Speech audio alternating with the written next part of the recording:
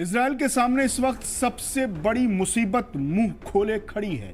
Jerusalem के जंगलों में लगी आग तेजी से आबादी की तरफ बढ़ती जा रही है। आसपास के इलाकों में दहशत का माहौल है। इस खतरनाक आग को देखते हुए पूरे इजराइल में इमरजेंसी लगा दी गई है। पीएम बेंजामिन नेतन्याहू ने वार्निंग देते हुए कहा है कि आग अब जेरूसलम के अंदरूनी इलाकों में पहुंच सकती है। जराये के मुताबिक अब तक हजारों लोगों का रेस्क्यू किया जा चुका है। जेरूसलम और आसपास के इलाकों में आग और काले धुएं के बढ़ने से लोगों का दम घुट रहा है।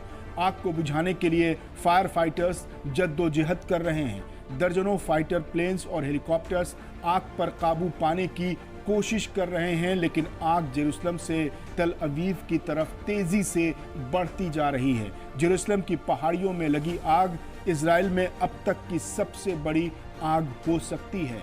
जराये के मुताबिक आग पर काबू पाने में अभी और वक्त लगेगा।